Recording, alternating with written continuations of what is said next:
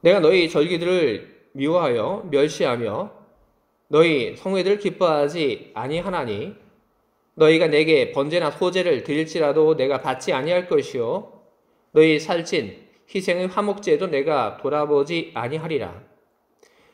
내 노랫소리를 내 앞에서 그칠지어다. 내 비파 소리도 내가 듣지 아니하리라. 오직 정의를 물같이 공의를 마르지 않는 강같이 흐르게 할지어다. 아멘. 설교는 기도하도록 하겠습니다. 좋으신 주님, 주님께서 이 자리에 함께하고 계심을 믿습니다. 그 믿음 있기에 우리들은 노래하고 기도하고 그리고 우리의 몸짓 하나까지도 우리는 조심스레 우리는 합니다. 이 자리에 함께하고 계신 주님, 이제 그 주님께서 우리들에게 설교자를 통하여 주의 말씀을 선포하시는 줄 우리가 알고 설교자의 말을 한낱 사람의 말로 받지 않고 하나님의 말씀으로 받기를 원합니다. 하나님, 우리들 모두에게 성령으로 함께하여 주시옵소서. 그래서 설교자를 통해서 하나님께서 우리들에게 전하신 그 말씀을 우리들이 잘 받게 하시고 그리고 그 말씀을 통하여 주의 뜻을 이루며 살아가는 우리 되게 하여 주시옵소서. 예수 그리스도의 이름으로 기도합니다. 아멘. 오늘 저는 여러분들 앞에서 정의와 공의에 대한 설교를 하려고 합니다. 여러분, 정의 그리고 공의, 도대체 이 둘은 무엇이 다른 걸까요? 정의가 무엇인지 공의가 무엇인지 그런 질문을 받게 되면 무척 당황스럽습니다. 정의와 공의가 도대체 무엇이 다르고 이 둘의 차이는 무엇일까? 바로 그와 같은 것에 어려움을 겪는 것은 저와 여러분들만이 아닙니다.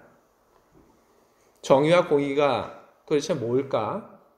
거기에 대해서 어려움을 느끼는 것은 성경을 번역한 사람들 역시 마찬가지입니다. 개역 개정 성경, 우리가 예배에서 사용을 하고 있는 성경입니다. 이 개역 개정 성경을 번역한 사람들은 히브리어 미시파트라고 하는 말을 정의라고 하는 말로 번역을 했습니다. 그리고 체다카라고 하는 히브리어를 어떻게 번역을 했냐면 공의라고 하는 말로 번역을 했습니다. 그런데 우리가 사용하는 이 개역 개정이 아니라 새번역 성경을 보게 되면 새번역 성경에서는 거꾸로 번역을 합니다. 미시파트라고 하는 이 히브리어를 가지고 공의로, 그리고 체다카라고 하는 이 히브리어를 가지고 정의로 그렇게 번역을 했습니다. 그만큼 정의가 뭔지 공의가 뭔지 이야기하기 쉽지 않다는 겁니다. 저는 정의와 공의에 대해서 우리가 사용을 하고 있는 이 개역 개정의 그 번역을 따라서 여러분들에게 정의 그리고 공의, 그것이 무엇인지에 대해서 여러분들에게 이야기를 하려고 합니다. 정의로 번역된 히브리어 미시파트, 이 말은 사법적인 정의를 가리키는 말입니다. 법 앞에서의 그 정의, 바로 그 정의를 이야기를 하는 것입니다. 사법의 그 정의에 대한 그 목마름은 항상 있어 왔습니다. 사법의 그 정의가 이루어지지 않았던 그런 이유는 뭘까요?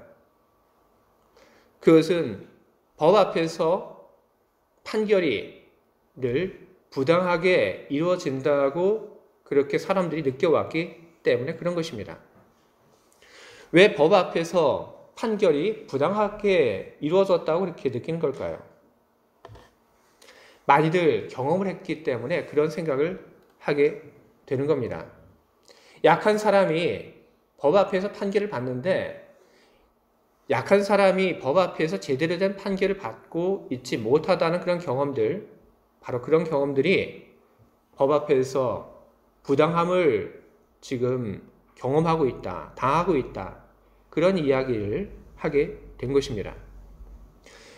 서양의 정의의 신, 그 조각상을 보게 되면 그 신은 눈이 가려진 채 저울을 들고 있습니다. 거기 담긴 뜻은 무엇이냐 하면 사람을 보지 않겠다는 겁니다.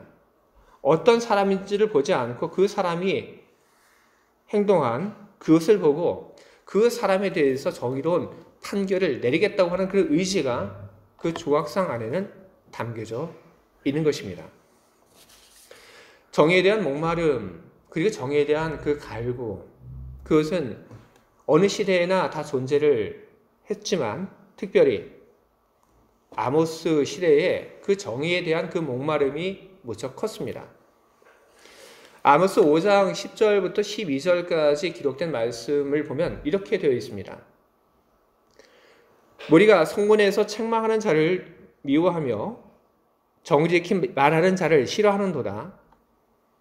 너희가 힘없는 자를 밟고 그에게서 미리 부당한 세를 거두었은즉 너희가 비록 다듬은 돌로 집을 건축하였으나 거기 거주하지 못할 것이요 아름다운 포도원을 가꾸었으나 그 포도주를 마시지 못하리라. 너희 허물이 많고 죄악의 무거움을 내가 아노라. 너희는 의인을 학대하며 뇌물을 받고 성문에서 가난한 자를 억울하게 하는 자로다. 아멘. 이 아모스 5장 10절부터 12절까지 있는 이 말씀, 특별한 것이 없는 것처럼 들리는 그런 말씀입니다.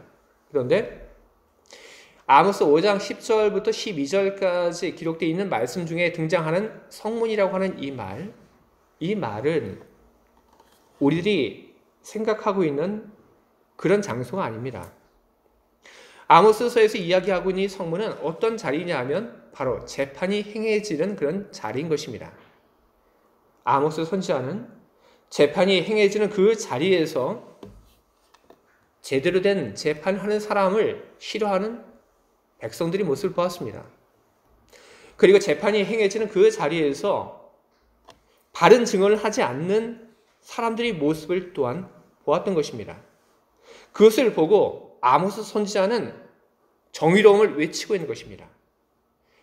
하나님의 그 법이 이루어지지 않는 그곳, 재판의 그 자리에서 재판이 제대로 행해지지 않고 거짓말이 계속해서 나오는 그 자리에서 아모스 선지자는 정의를 외치고 있었던 것입니다. 근데 여러분, 정의라고 하는 것은 이렇듯 사법적인 그런 정의를 이야기를 하는 것이지만, 그런데 이 정의라고 하는 것은 재판에 관계된 사람들만, 그 사람들에 의해서만 이루어지는 것은 아닙니다. 정의라고 하는 것은 또 누구에 의해서 이루어지게 되냐 하면 공평한 판결이 나오도록 모든 사람들이 일을 하게 되는 그런 일들을 통해서 정의는 세워지게 되는 것입니다. 바로 그것이 성경이 이야기를 하고 있는 정의입니다. 공의라고 하는 것은 정의와는 좀 다릅니다. 정의라고 하는 것이 사법적인 정의, 거기서 나온 것이지만 공의라고 하는 것은 관계로부터 시작된 말입니다. 다른 사람들과의 그 관계 속에서 올바르게 행하는 것, 성경은 그것을 가리켜서 공의라고 부르고 있습니다. 로마서를 보게 되면 하나님께서 예수 그리스도를 세상에 보내신 그 이야기를 적고 있습니다. 인간들은 하나님의 말씀에 순종하지 않았습니다. 인간들은 하나님에게 등을 돌렸습니다. 그런데 하나님은 어떻게 하셨습니까? 하나님은 인간들이 하나님을 믿고 따르지 않고 그리고 하나님을 배반하였지만 하나님은 하나님에게 등을 돌린 그 인간들을 위하여 당신의 아들을 보내주셨습니다. 왜? 바로 그들이 하나님이었기 때문에 하나님은 그렇게 하신 것입니다. 인간들이 어떻게 하든지 상관없이 하나님께서 마땅히 하나님의 그 백성들이 그 하나님으로서 해야 할 일들이 있었기 때문에 그 일을 하기 위하여 하나님은 당신의 아들을 세상에 보내시고 그리고 십자가에 달려 죽임을 당하도록 그렇게 하신 것입니다. 그것이 하나님의 사랑입니다. 하나님의 사랑은 그것은 우리가 하나님을 사랑하든 우리가 하나님을 사랑하지 않든 하나님의 사랑은 변하지 않습니다. 구약 성경을 보게 되면 아브라함과 그리고 하나님의 대화 속에서 또한 이 공의의 모습이 등장을 합니다. 하나님께서 아브라함에게 커다란 약속을 하십니다. 아브라함이 그 미래에 일어날 일들에 대한 약속을 주시는데 그것이 상식적으로는 도무지 받아들일 수 없는 그런 약속이었습니다. 그런 하나님의 약속 앞에서 아브라함은 비웃지 않았습니다. 상식을 가지고는 도무지 받아들일 수 없는 그 하나님의 약속 앞에서 아브라함은 그 하나님의 약속을 그대로 받아들였습니다. 그때 그 아브라함의 모습을 보고 하나님께서는 그것이 의롭다고 여기셨던 것입니다. 하나님 앞에서 해야 하는 그런 모습들, 그런 올바른 태도를 보고 하나님께서는 그것을 가리켜서 의롭다 여기셨던 것입니다. 바로 그것이 공의인 것입니다. 아브라함의 종이 아브라함의 부탁을 받고 이삭의 신부감을 찾기 위해서 멀리 여행을 했습니다.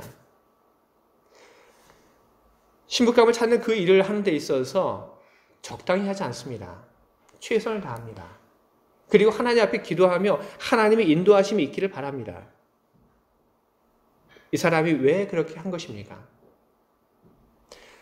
아브라함과의 그 관계 속에서 자신이 마땅히 해야 할 일들이 바로 그것이었기 때문에 그는 최선을 다하여 자신이 해야 할 일들을 해 나갔던 것입니다.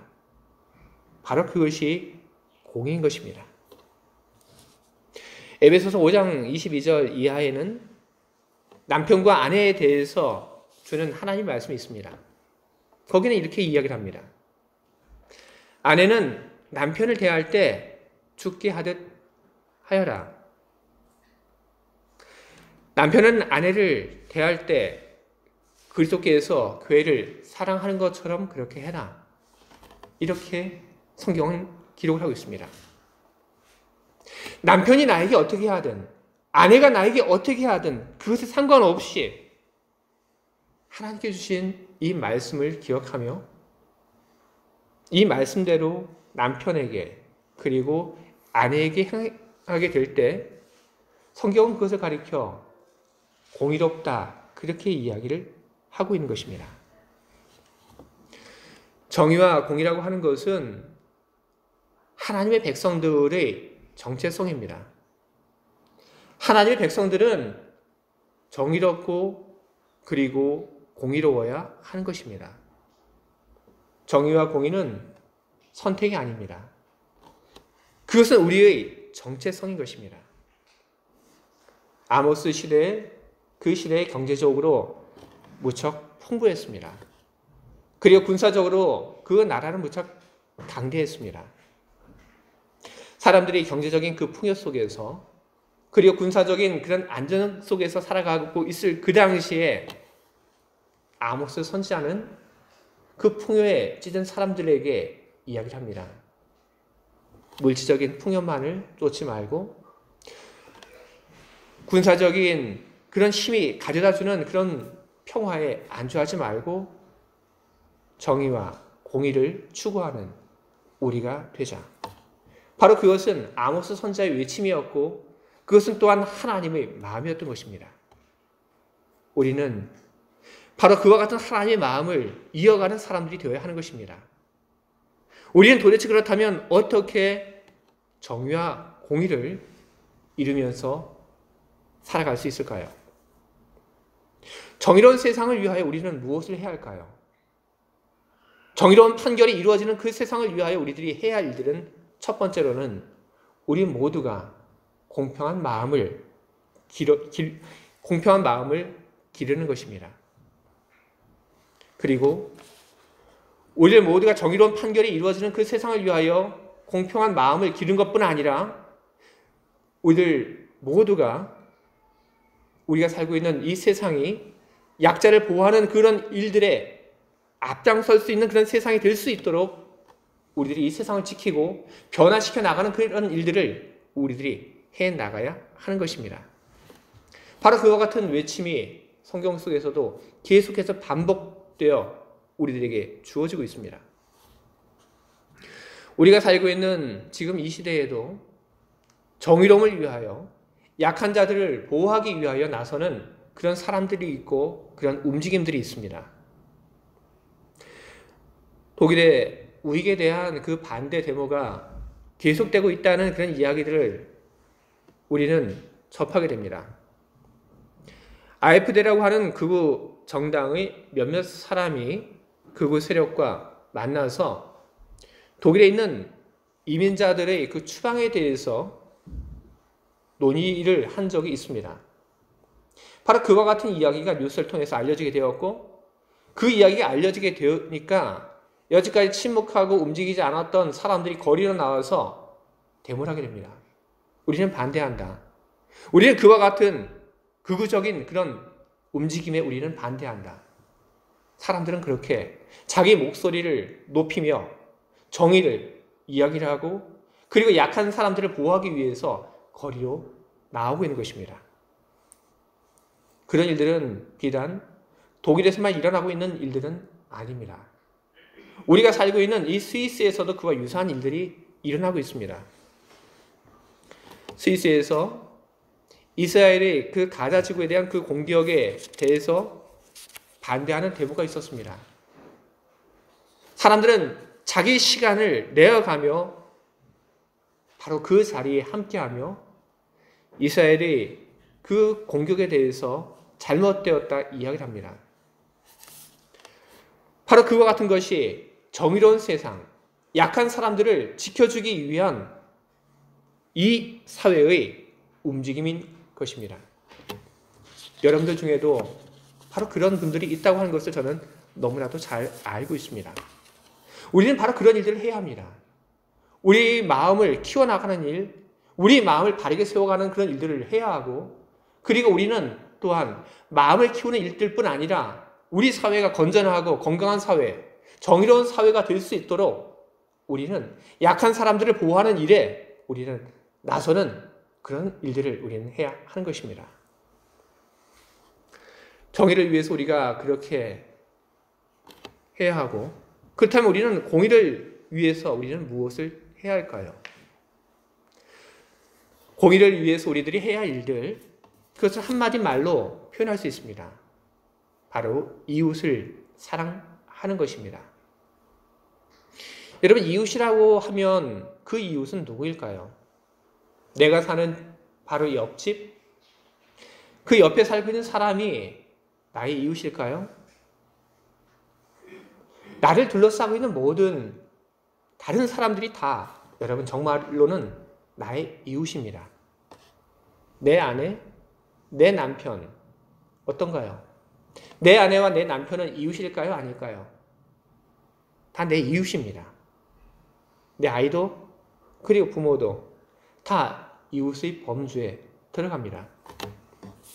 근데 여러분, 이 이웃과 함께 살아간다는 것, 좋게 살아간다고 하는 것, 이거 참 힘이 듭니다.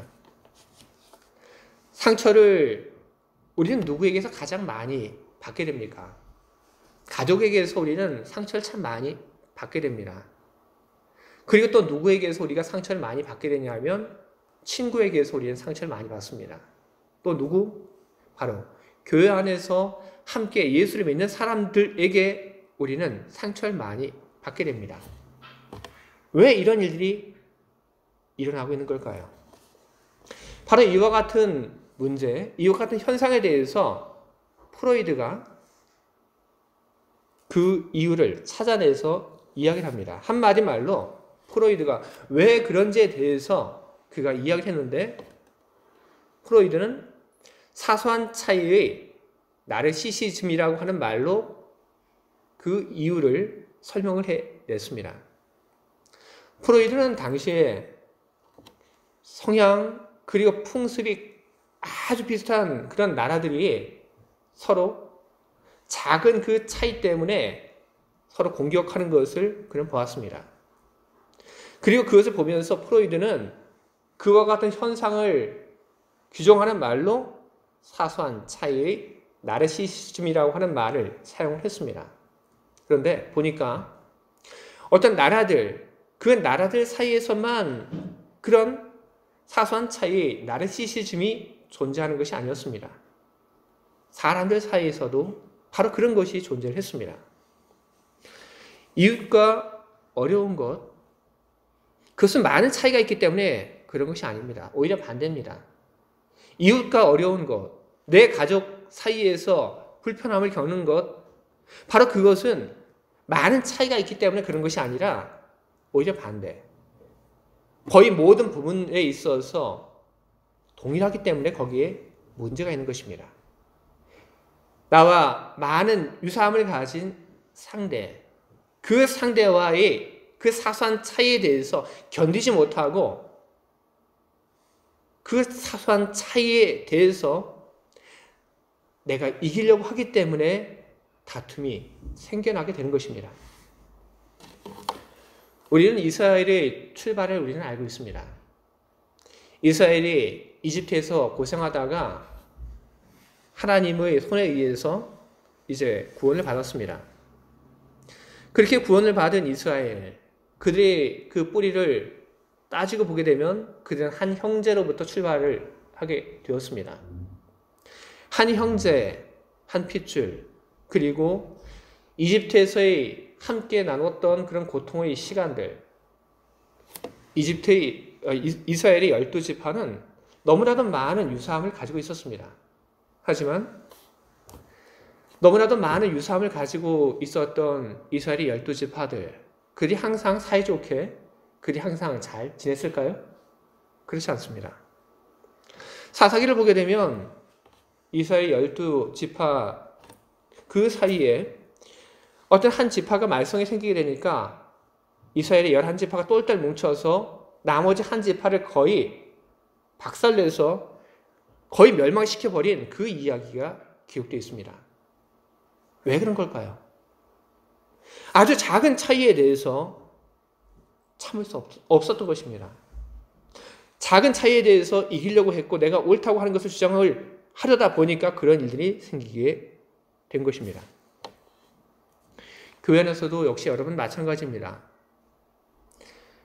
가톨릭과 개신교 사이에서는 여러분 많은 차이가 있습니다. 하지만 가톨릭과 개신교 사이에서 그렇게 별로 싸울 일은 없습니다. 가톨릭과 개신교 사이에서의 그 갈등보다 개신교 내에서의 그 교단 갈등이 여러분 훨씬 더 심합니다. 이야기를 하게 되죠. 어느 교회를 가게 되면 이 교회 어떤 교회입니까? 묻죠. 저도 그런 얘기 참 많이 듣습니다. 목사님, 이 베른교회가 어떤 교회입니까? 장로교회입니까? 감리교회입니까? 많이 듣습니다. 우리는 그런 얘기 참 많이 듣습니다. 개신교 내에서의 그 교단 갈등, 장로교, 감리교, 성결교, 침례교 사이 그 갈등, 그리고 그 갈등을 더 깊게 들여다보게 되면 장로교와 감리교 사이 갈등보다 장로교 내에서의 그 갈등이 더욱 심합니다. 예장, 기장, 합동, 통합, 뒤에도 목사님 계시지만 참 그런 일들이 우리들 안에서는 다반사로 일어나고 있습니다. 너무나도 많은 유사함을 가지고 있는데 다른 누구보다도 친밀함을 많이 가지고 있는데 그런데 다툼은 훨씬 더 많습니다. 우리 가정도 역시 마찬가지입니다. 여러분 가정 안에서 도대체 왜 다툼이 일어나고 있습니까? 세계 평화 때문에 여러분 가정 안에서 다툼이 일어나고 있습니까? 아니죠. 아주 작은 어떤 일들 때문에 다툼이 일어나고 있습니다. 어떤 일로 우리는 싸우고 있습니까? 치약 때문에 싸우죠. 치약을 가지고 이제 치약을 빼낼 때 맨 아래부터 눌러서 치약을 쓰는가 아니면 그냥 가운데부터 꾹 눌러서 치약을 쓰는가, 그거 가지고 다툽니다. 그리고 밥 먹은 다음에 설거지를 바로 하는가 아니면 조금 있다 하는가를 가지고 우리는 싸웁니다. 제 아내와 저의 다툼도 있습니다. 아침에 한소망에 가서 제가 이야기한 거 있습니다. 이러이러한 일로 다투었다. 근데 그거 말고 이제 또 다른 그런 이야기를 하려고 합니다. 제 아내와 저 사이에는 아직도 해결되지 않은 그런 다툼거리가 있습니다. 뭐냐 하면 쓰레기통을 이 뚜껑을 잘 닫는지 못 닫는지를 가지고 저희는 다툽니다. 쓰레기통에 휴지를 넣다 보게 되면 이 휴지통이 잘 닫히지 않는 경우가 있습니다.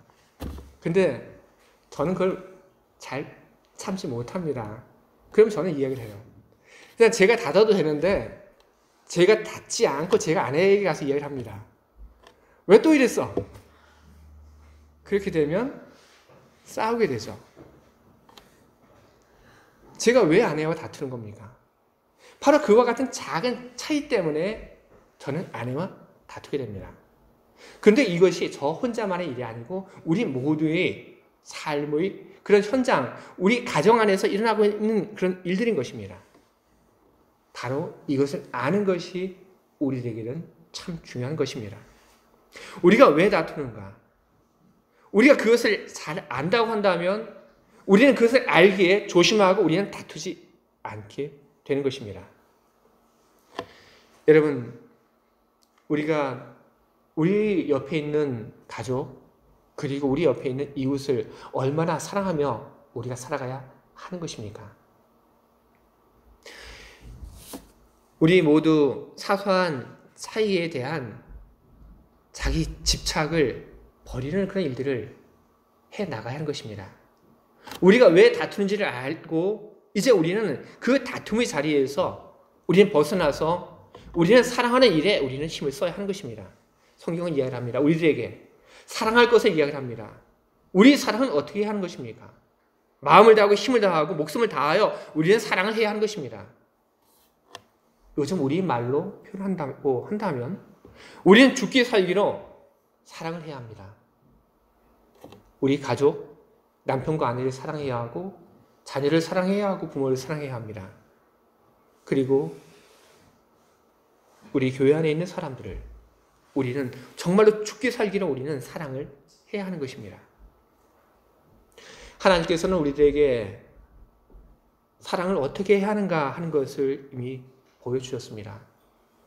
우리가 하나님을 사랑하지 않는다 하더라도 그래도 하나님께서는 변하지 않는 사랑으로 우리를 대하여 주셨습니다. 바로 그것이 하나님의 사랑이고 바로 그것이 하나님의 공의인 것입니다.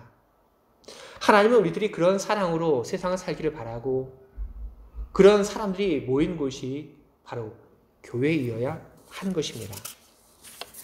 교회는 나의 욕망 그리고 나의 자만심을 채우기 위해서 간구하는 그런 자리가 아닙니다. 우리는 누구입니까?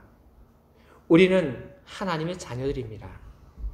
하나님의 자녀들인 우리들은 자기 자신의 편함과 그리고 자기 자신의 이익을 위해서 사는 것이 아니라 우리는 하나님의 뜻을 이어받고 하나님의 마음으로 사는 사람들이 되어야 하는 것입니다. 우리 공동체는 어떤 공동체가 되어야 하는 것입니까?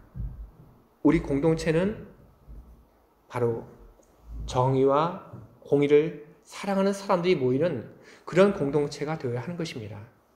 정의와 공의를 사랑하고 그리고 정의와 공의를 이루기 위해서 애쓰는 사람들이 모여서 하나님께 예배를 드리는 그런 공동체, 바로 그것이 우리 교회 공동체, 베른 교회가 되어야 하는 것입니다. 우리들이 정의와 공의를 생각하고 그것을 바라고 정의와 공의를 위하여 우리들이 목숨을 다하여 우리 살아가게 될 때 하나님은 우리와 함께 하십니다. 그리고 하나님께서는 정의와 공의를 이루는 사람들의 그 예배에 함께 하시며 그 예배를 기뻐 받으시고 정의와 공의를 이루길 원하시는 사람들에게 하나님은 힘과 은혜를 베풀어 주십니다. 그래서 정의와 공의를 이루고자 하는 그 마음이 꺾이지 않도록 하나님께서는 도와주시는 것입니다. 베른 한인교회가 정의와 공의를 즐거워하는 사람들의 공동체가 되기를 바랍니다. 그리고 이 교회 공동체를 통하여 하나님께 영광이 있기를 바라고 그리고 이 공동체 안에 하나님이 주시는 은혜와 하나님이 주시는 능력이 넘치기를, 그래서 여러분들 모두가 하나님이 주시는 은혜와 능력으로 살아가시기를 주님의 이름으로 축원드립니다. 아멘. 함께 기도하겠습니다. 주님, 정의, 공의, 그것이 참 중요하다고 하는 것을 사람들이 잊고 지냅니다. 물질의 풍요함, 바로 그 속에서 정의와 평화를 잃어버리고 삽니다. 그래서 정의와 평화가 제대로 흐르지 않고 막혀 있습니다. 정의와 평화가 흐르지 않는 그런 세상을 바라보며 하나님께서 느끼는 그 답답함을 아모스 선지자가 사람들에게 전하여 주었습니다. 하나님의 정의, 하나님의 공의, 그것을 이루는 삶을 살라고 그가 그렇게 외쳤습니다. 오늘 우리는 하나님의 정의가 무엇이고 하나님의 공의가 무엇인지 우리는 오늘 듣게 되었습니다. 그리고 하나님의 정의와 하나님의 공의를 이루기를 원하시는 하나님의 마음을 우리들이 또한 알게 되었습니다. 어떻게 해야 하는지 그것까지 우리들이 오늘 듣게 되었습니다. 우리들이 오늘 정의와 그리고 하나님의 공의에 대해서 간절한 사모함을 가지고 그것을 위하여 살아가는 우리 모두가 다 되게 주님의 거룩하신 성령이 우리를 인도하여 주시기를 바랍니다. 우리 안에서 정의가 이루어지게 하시고 우리 안에서 공의가 이루어지게 하시옵소서. 정의와 공의를 이루는 자들을 하나님 기뻐하시며 우리 가운데 함께 하시며 정의와 공의를 위하여 땀을 흘린 사람들의 예배를 하나님 기뻐 받으시고 모두에게 주님의 능력과 은혜를 내려 주시옵소서. 예수 그리스도의 이름으로 기도합니다. 아멘.